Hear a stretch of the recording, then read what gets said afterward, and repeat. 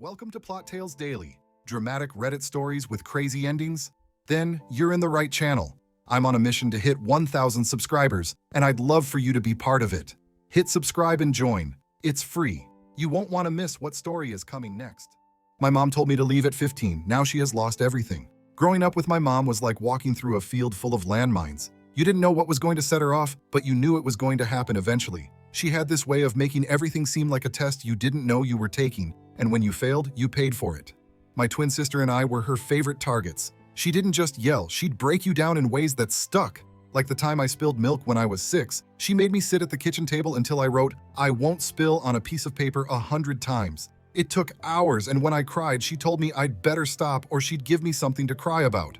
I still don't know what that was supposed to mean. She always had these vague threats that kept you guessing. When I was about 9, she decided she was going to teach us how to fold clothes the right way. There wasn't really a lesson. She'd just bark orders and then smack your hand or yank your arm if you didn't do it fast enough or neat enough. I remember my sister getting sent to our room because she couldn't fold a fitted sheet perfectly, and I heard the yelling through the door for hours. My mom came out later acting like nothing happened, sitting on the couch with a cup of tea and watching TV. By the time I hit 13, I figured out how to avoid her for the most part. I'd stay at school as long as I could and then hang around outside when I got home. Sometimes she'd find excuses to pick fights even then. One time she asked me why I didn't mow the lawn when I got home. I didn't even know I was supposed to. She yelled about how lazy and useless I was and said, "No wonder your dad didn't want you." That was her favorite line whenever she was mad, even though I knew it wasn't true. My dad wanted us, but she didn't want to give him custody because of the child support. At 15, it all came to a head. We had some family friends over for lunch. My mom liked these gatherings because she could act like the perfect parent in front of an audience. She made this big meal and kept telling everyone how hard she worked to keep us in line. It was all fake. She even joked about me being a rebellious teenager and laughed, saying, "OP can't even keep their own room clean. How are they ever going to manage on their own?" Everyone laughed with her, like it was some harmless joke, but I knew it wasn't. She wasn't joking. She was taking a dig at me in front of everyone. I stayed outside most of the day after that, sitting by the woods and thinking about what I'd do if I ever had the chance to leave. I thought about running away a lot, but I didn't know where I'd go or how I'd make it. It seemed impossible. When the guests finally left, I went back inside and she was already at it. She was cleaning up and muttering under her breath about how no one around here ever helps, and some people need to grow the fuck up. She looked at me as I walked through the door and said, "What are you even doing here? You don't like it here, so just leave." She said it so casually, like she was telling me to take out the trash. It didn't even seem real at first. I stood there for a second waiting for her to say something else, but she didn't. She just turned back to the sink like I wasn't even there. So I left. I grabbed my jacket, walked out the door, and didn't look back. I walked for what felt like hours. It wasn't like I had a plan, I just kept putting one foot in front of the other. The streets were empty, and the only sounds were my boots crunching on the gravel and the occasional rustle of trees when the wind picked up. Eventually, I reached my friend's house. His dad answered the door. He looked confused, standing there in his old plaid shirt with his arms crossed like he was trying to figure out why someone would show up this late. "OP, what's going on?" I didn't know how to explain everything without sounding crazy. I just said, "My mom told me to leave. I need somewhere to stay." He frowned. "What do you mean she told you to leave?" "She told me to leave. I don't know what else to say." His eyes narrowed and he let out a long breath. "Come inside." The house smelled like wood smoke from the fireplace. My friend was sitting at the kitchen table playing with an old deck of cards. When he saw me, he said, "What are you doing here? Did something happen?" I didn't want to go into it in front of him, so I just said, "I'll explain later." His dad told me to sit down and went to the fridge to grab a soda. "You eaten anything?" he asked. I shook my head. He grabbed some leftover spaghetti from the fridge and heated it up for me. As I ate, he sat across from me, watching like he was trying to figure out what to say. Eventually, he asked, "You got anywhere else you can go?" "Not really," I said. He leaned back in his chair and sighed. "All right, you can stay here for now, but I'm gonna have to call someone if this drags on. You get what I'm saying?" I nodded. That night, I slept on their couch. It wasn't comfortable, but it was better than being at home. My friend stayed up with me, asking questions I didn't really want to answer. He kept saying stuff like, "That's so messed up," and "What the hell's wrong with her?" I didn't know how to respond, so I mostly just shrugged. The next morning, his dad came into the living room and sat on the armrest of the couch. "Listen, kid, I'm not trying to get in your business, but I need to know how bad it is. Does she hit you, or is this just one of those teenage rebellion things?" I told him she hit me sometimes, but not every day. That seemed to piss him off even more.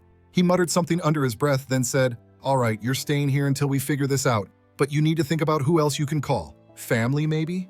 I didn't really want to call anyone, but I told him I'd think about it.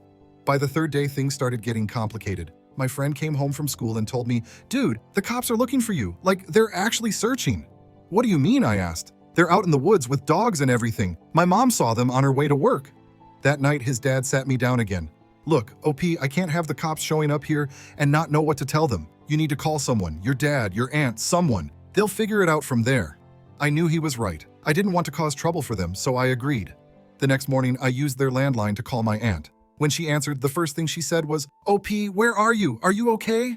I told her everything. How my mom told me to leave, how I'd been staying with my friend's family, how the cops were looking for me. She told me to stay put and said she'd be there as soon as she could.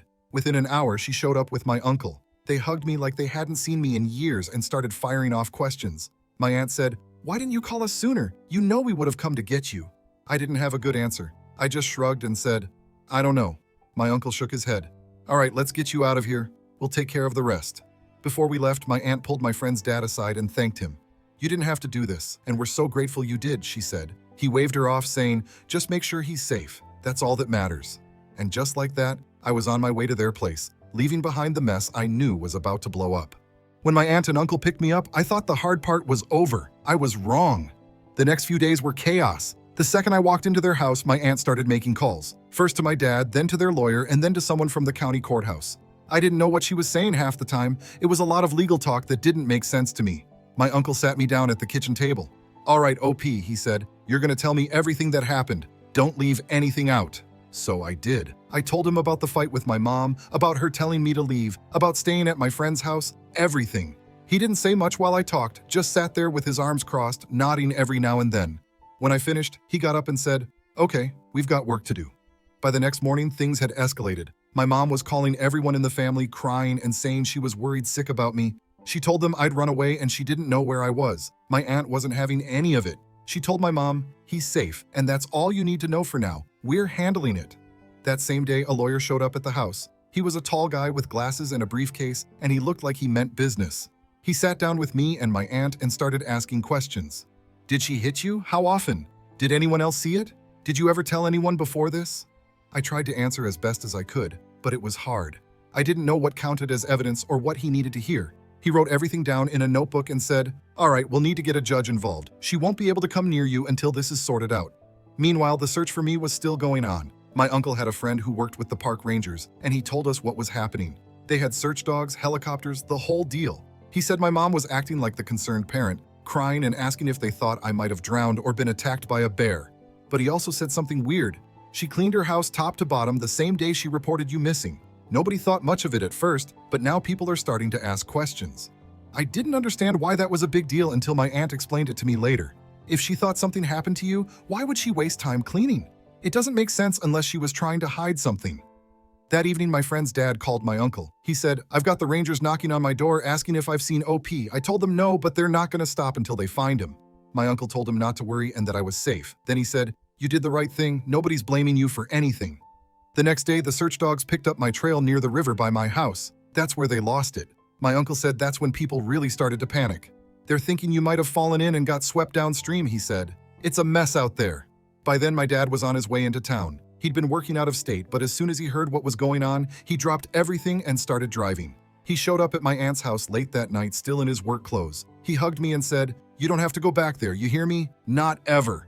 The next morning, we went to court. The lawyer had filed for an emergency custody order and the judge granted it. My mom wasn't allowed to contact me or my sister until she went through a psychological evaluation and some kind of therapy. Everyone knew she wouldn't do it. She was too proud to admit there was anything wrong with her. After court, my aunt got a call from one of the park rangers. He said people were starting to turn on my mom. "She's not getting much sympathy anymore," he said. "Everyone's talking about how she kept working while the search was going on, how she was more worried about cleaning than finding her kid. It's not looking good for her." By the end of the week, the search was called off. The rangers announced I'd been found safe and wouldn't be returning to my mom's custody. That should have been the end of it, but things were just getting started. Once the search was called off and the custody order was in place, my mom's life started unraveling fast. At first, it was little things, people treating her differently, giving her strange looks at the grocery store or not talking to her at all. My aunt heard from one of the neighbors that the park rangers weren't including her in things anymore. She'd show up for meetings and get the cold shoulder. The real blow came a few weeks later. My uncle's friend in the park service told us that the cleaning chemicals in my mom's house had raised some eyebrows. Apparently, one of the rangers had mentioned it during the search, saying, "The whole place smelled like bleach. It was so strong I couldn't breathe. Nobody outright accused her of anything, but the implication was there. "She's not making any friends," my uncle said one night over dinner. "People are talking about how she acted during the search, how she didn't seem worried. It's not looking good." Then she lost her job. Officially, it was because of performance issues, but everyone knew the truth. The park rangers didn't want her around anymore. It was awkward having her there after everything that happened. She'd spent years building up this image of herself as the hardworking, dedicated employee, and now it was crumbling. Without the job, she couldn't stay in the park housing. That was part of the deal. You work for the park, you get to live in one of their houses. So she had to pack up and leave. My uncle's friend told us she'd been given 2 weeks to vacate, but she didn't even last that long. She didn't have anywhere to go, he said. Nobody wanted to take her in. Her own sister turned her down. I heard she ended up at some cheap motel on the edge of town. At the same time, word was spreading about the court order. The lawyer made sure people knew she'd lost custody of me and my sister. The church group she used to hang out with started pulling away from her. My aunt overheard one of them at the store saying, "If the court doesn't think she's fit to raise her kids, why should we trust her?" Even the people who tried to defend her didn't have much to say. They'd mutter things like, "Well, we don't know the full story." But it was clear they didn't really believe what they were saying. Meanwhile, my friend's dad had his own story to tell. He wasn't shy about letting people know what happened when I showed up at his house. "She told a 15-year-old to leave," he'd say. "What kind of parent does that?"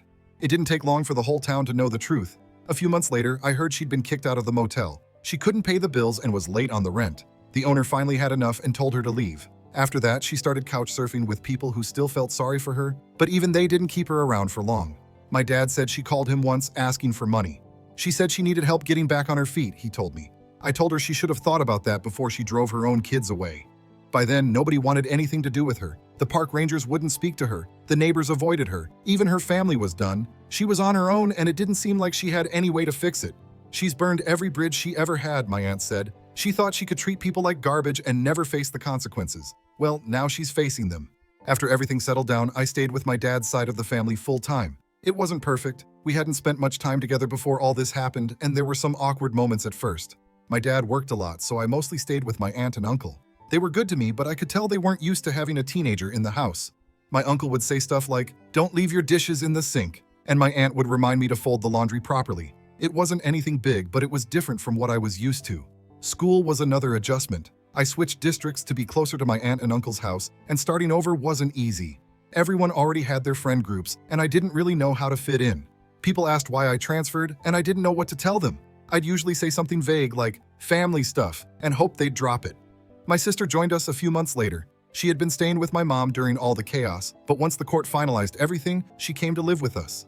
She didn't talk much about what happened, and I didn't push her. We just tried to settle into this new version of normal.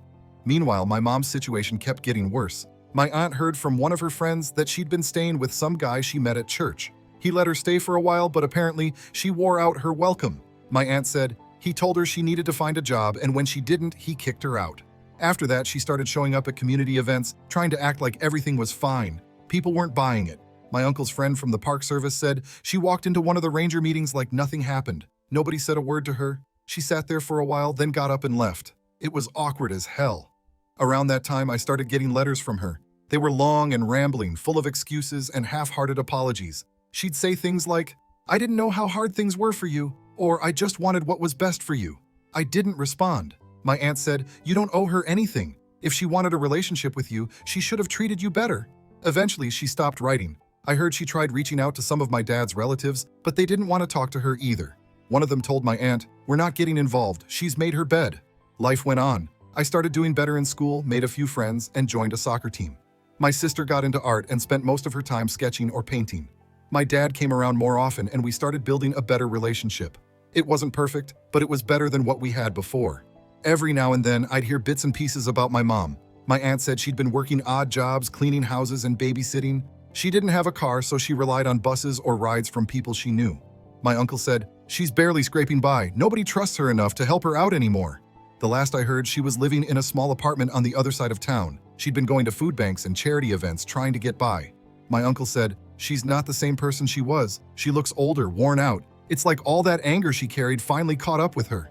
I don't think about her much these days. I've got my own life to worry about, school, work, trying to figure out what I want to do next. Sometimes people ask if I ever plan to reach out to her, and I always say no. She told me to leave, and I did. She's the one who made that choice, not me. Top comments and OP replies.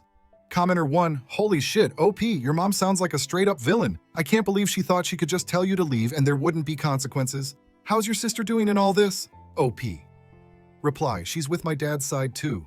It took her longer to open up, but she's doing better now. We're both free of her and that's all that matters. Commenter 2, damn, OP.